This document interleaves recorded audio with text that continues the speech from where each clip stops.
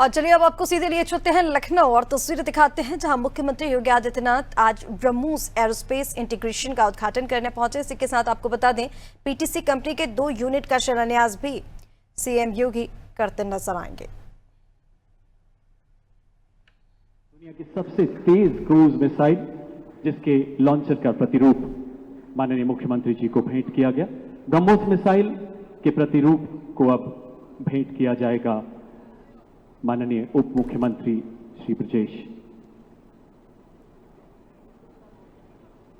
Okay, और अब मैं निवेदन करूंगा माननीय श्री कामत जी से कि वो उत्तर प्रदेश के माननीय उप मुख्यमंत्री श्री केशव प्रसाद मौर्य जी को स्मृति चिन्ह भेंट कर उनका स्वागत, अभिनंदन, अभिवादन करें, वंदन करें डॉक्टर समीर कामत। और अब निवेदन उप मुख्यमंत्री महोदय श्री ब्रजेश पाठक जी को सम्मानित करने के लिए समीर कामत और उनके साथ डॉक्टर जयतीर्थ जोशी डीजी ब्रह्मोस। एक बार पुनः डॉक्टर कामत से आग्रह कि वो उत्तर प्रदेश के माननीय मंत्री श्री नंद कुमार नंदी जी को स्मृति चिन्ह भेंट कर उन्हें सम्मानित करें।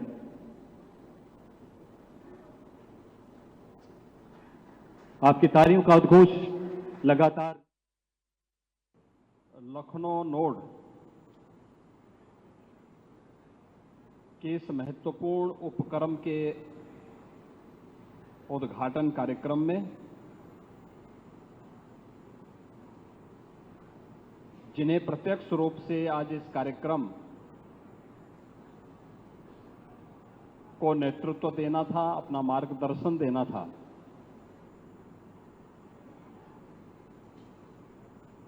लेकिन देश के अंदर की वर्तमान परिस्थितियों के कारण हो सकता है कुछ देर में आदरणीय रक्षा मंत्री जी वर्चुअल मोड पर यहां जुड़े, उनका मार्गदर्शन मिले। ऐसे लखनऊ के लोकप्रिय सांसद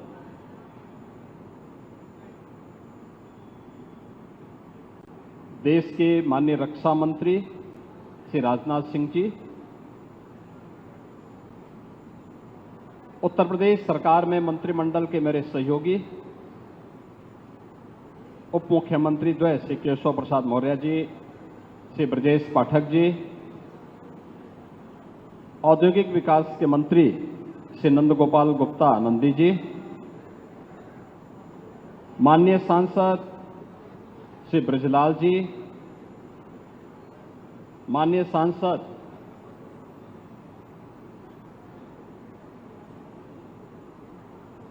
संजय सेठ हैं क्या? नहीं।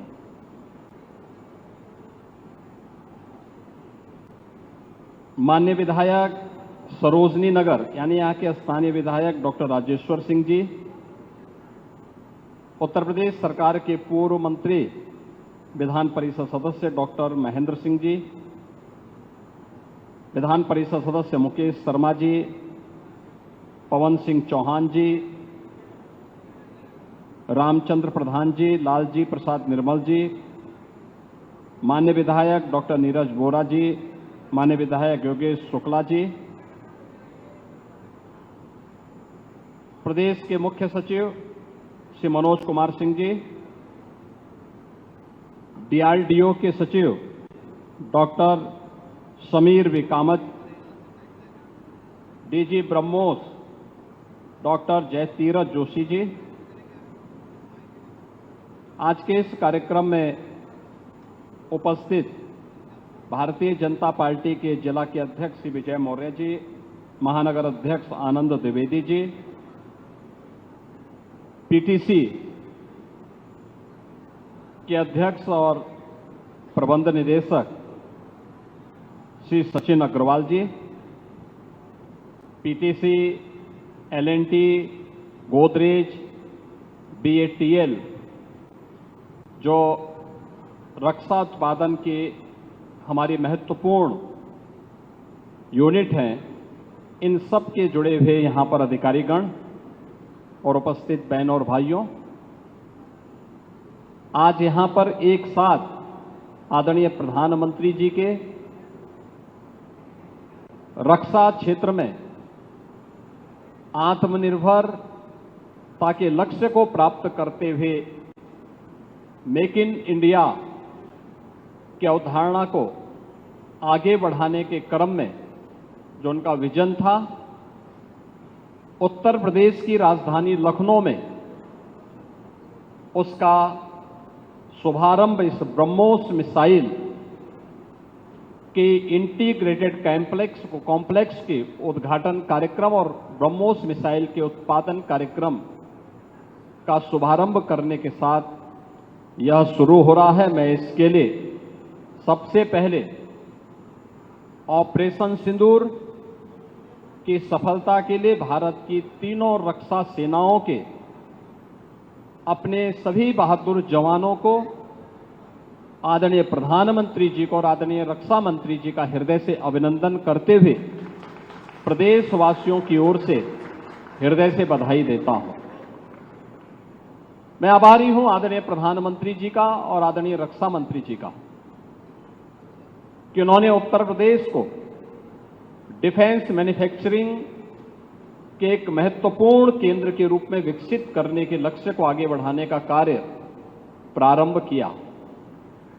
2018 में जब उत्तर प्रदेश ने अपना पहला इन्वेस्टर समिट प्रदेश की राजधानी लखनऊ में आयोजित किया था, तब केंद्रीय बजट में 2 डिफेंस कॉरिडोर की घोषणा हुई थी, लेकिन ये कहां बनेंगी, इसकी घोषणा प्रधानमंत्री जी ने इसी लखनऊ में की थी कि एक defence manufacturing corridor Uttar Pradesh के लिए हम दे रहे हैं। और उत्तर प्रदेश में इसके लिए 6 नोड तय किए गए। राजधानी लखनऊ में, कानपुर में, आगरा, अलीगढ़, झांसी और चित्रकूट में ये 6 जो नोड डिफेंस मैन्युफैक्चरिंग कॉरिडोर के लिए स्थापित हुए, 2019 में केंद्र में फिर पुनः सरकार बनने के उपरांत रक्षा मंत्री के रूप में जब आदरणीय राजनाथ सिंह जी आए, तो पहली बार लखनऊ में 2020 में डिफेंस एक्सपो का आयोजन होता है। और डिफेंस एक्सपो के आयोजन के साथ उस समय उन्होंने कहा था कि लखनऊ में ब्रह्मोस मिसाइल बनाने के इस बड़े कार्यक्रम को हम आगे बढ़ाएंगे।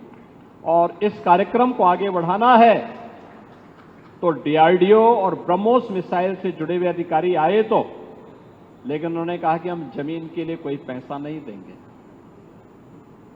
आप अनुमान करिए कि क्या स्थिति होती होगी। लेकिन मैं धन्यवाद दूंगा, उस समय हमारे औद्योगिक विकास मंत्री श्री सतीश महाना जी थे और यूपीडा के सीओ श्री अवनीश अवस्थी जी थे। इन लोगों ने कहा कि हमें फ्री में लैंड देनी चाहिए। रक्षा मंत्री जी का एक महत्वाकांक्षी अभियान है विकास के लिए भी और डिफेंस मैन्युफैक्चरिंग में प्रधानमंत्री जी के विजन को आगे बढ़ाने का भी। और उत्तर प्रदेश के अंदर इसके कारण तमाम एंकर यूनिट आएंगी। साथ साथ ब्रह्मोस अगर फुल कैपेसिटी के साथ जब कार्य करना प्रारंभ करेगा तो उसकी जीएसटी से ही इतना पैसा आ जाएगा कि हमारी जमीन की सारी समस्याओं का समाधान होगा। तो मैंने उस समय अवस्थी जी को कहा, मैंने कहा जाइए जमीन देख करके आओ कहां जमीन मिल सकती है। और तब वे यहां आए थे। एग्रेसिव तरीके से उन्होंने लैंड को जिला प्रशासन की मदद से उस समय अधिग्रहण करने की कार्रवाई को आगे बढ़ाया और आज ये 200 एकड़ का जो क्षेत्र हम लोगों ने उस समय ब्रह्मोस मिसाइल के लिए उपलब्ध करवाया था, उस से अब ये उत्पादन कार्य प्रारंभ हो रहा है। ये प्रधानमंत्री जी के मेक इन इंडिया के कार्यक्रम को आगे बढ़ाने रक्षा मंत्री जी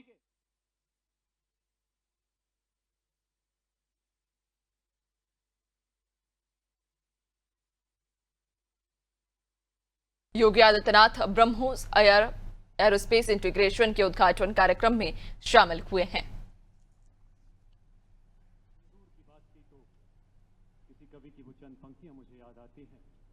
एक सैनिक बर्फ में चट्टान के जैसे खड़ा है, नववधु की मांग का सिंदूर सीमा पर अड़ा है।